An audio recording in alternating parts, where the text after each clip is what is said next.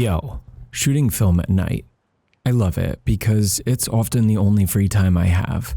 There's also a vibe on hot summer nights that just makes me want to get out with my camera and waste money. I mean, shoot film. I'd had a couple bad lab experiences last year, so I decided at the beginning of the summer that I was going to start home processing. I'd never done it before, but I felt like I was lacking control and immediacy, and I wanted to learn some respect for the development process. So, this summer I decided to try to shoot and develop a different film every week.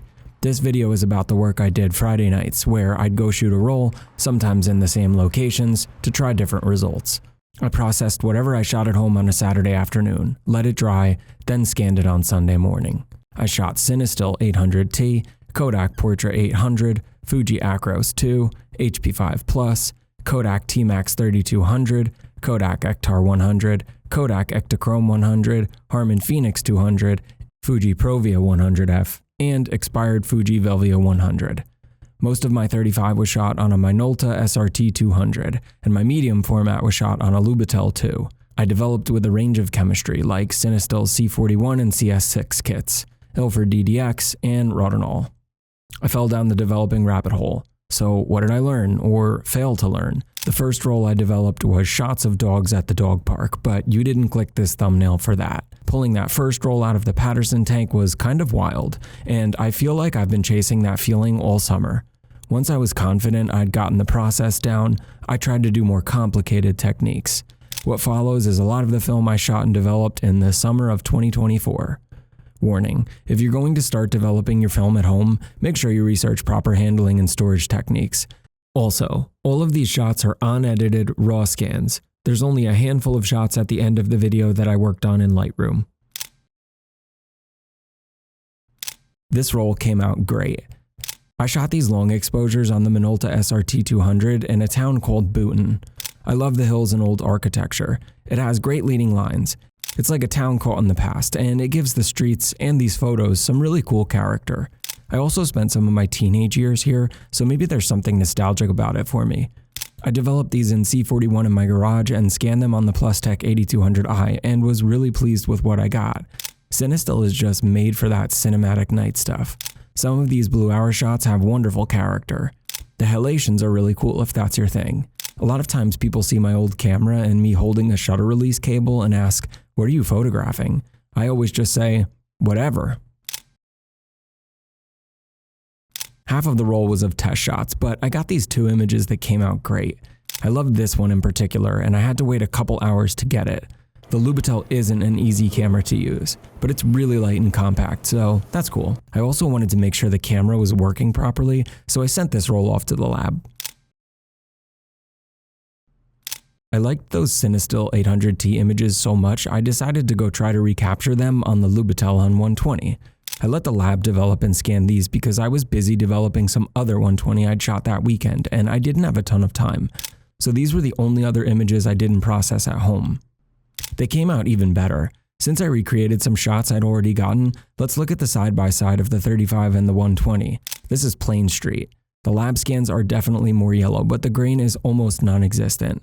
This was shot from the 287 overpass heading north, and this shot is of Main Street. I also noticed that this camera might need a CLA because there's some tiny black specks I found in some of the images, otherwise it works great. I've done plenty of long exposure fireworks on digital, so I had a good head start here. What I hadn't done is shoot fireworks on film and develop them myself. I planned this shoot out pretty well by doing my math and scouting out my location and goals ahead of time. I'd read that Ektar 100 was a great way of capturing fireworks, and boy is that true. The grain is really fine, and though I like grain, it made these images feel really clean and sharp.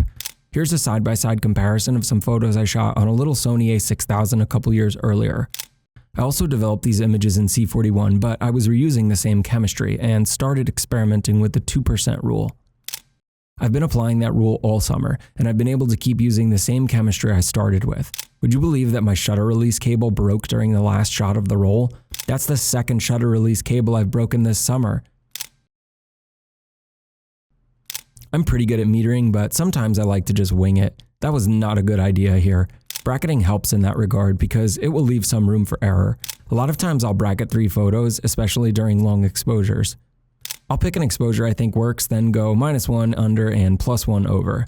Some of these shots of Fuji Acros 2 came out really nice, but I tried to reuse Ilford DDX developer I'd already been using to see if I could squeeze some more life out of it, and I might have developed just a little bit too long. Since I bracketed, I had some shots that were definitely a little hot, but still usable. It gives them some character, even if they're not perfect. Halfway through the summer, I caught the bug to start processing color slide film with E6 chemistry. I processed this roll with the Cinestill CS6 kit, which I've heard people have a lot of trouble with. I was meticulous with my process, and I think the results show. The Ektachrome is really clean at night, which really gives it a chance at rivaling my Cinestill 800T shots. I'm happy with the way this roll came out. To continue with the theme, I recreated some more shots I'd already gotten with the Ektachrome. Here are some shots of HP5+. I developed these in Ilford DDX developer, and I think I got a little ambitious with my developing times again. Not my best effort because I've shot plenty of good HP5, but it was my first time using it at night and self-developing. I'd like to try stand developing in Rodinol next time to help preserve some of those highlights. Had I done so for these negatives, I might have gotten better results. This was probably one of my worst rolls of the summer and one of the few black and white rolls I shot other than the Acros 2 and some infrared in August. This is the worst roll I shot this summer. I'm still trying to learn about density. Are my negatives too thin? Are they too thick? How can you tell? My HP5 negatives appear to be just right, while my Acros negatives appear to be too dense. Notice how my highlights are pure black on the negatives. I think that's probably undesirable. I shot this roll of Kodak TMAX P3200 at night in Bhutan as well, and it's garbage. Did I expose wrong? I didn't think so. I'm still not sure, but I did try using Rodinol for the first time, so that might have played a part. The grain is obnoxious, and though that was to be expected, Rodinol might not have been the best choice for developer. I'm starting to read my negatives better during the drying phase. Sometimes they appear to look good to the eye, but the scans suggest otherwise. Reading negatives is something I'm going to keep doing because I plan on making my own prints soon, and I know that being able to do so is vital. Anyway, forget this horrible roll. I mean, what did I expect? The Harman Phoenix is just all over the place at night. Crunchy blacks, blown out highlights, intense grain. It's certainly a look, and I kind of knew I was in trouble before I even shot this roll. But sometimes experimentation is fun, even if you know it's not going to work.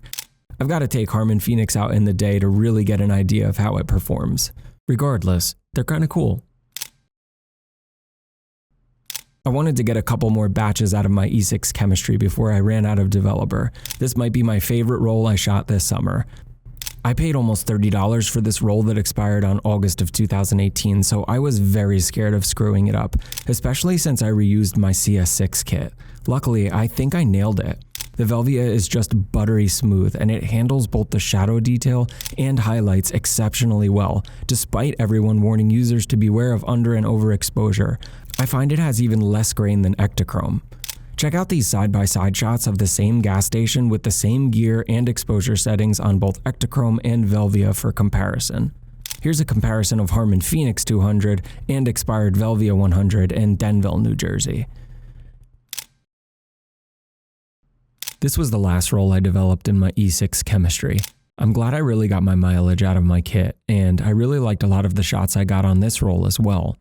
I seem to never tire of pulling slide film out of the developing tank, even if it's the longest and most involved of the processes I've learned this summer. I love this shot of this corner market and this shot that I tried to redo after screwing it up on Acros 100. Provia seems to render things a bit cooler than Velvia, which I really liked. Much like Velvia, it's really smooth and crisp, maybe even more so. It's been really fun doubling down this summer on both theme and developing. I find the process of development both challenging and rewarding, and I just can't wait to start cutting those dry negatives and getting them into the scanner. In fact, the whole developing process is meditative. Sometimes it gives me a chance to catch up on music or podcasts or rewatch The Wire for the 6th time.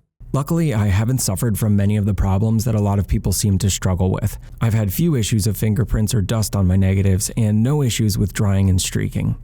I don't wear gloves when I handle my film. Instead, I just wash my hands right before handling it and handle it carefully. I'm getting pretty good at loading film in my bag, which was probably the part of the process that initially made me the most nervous.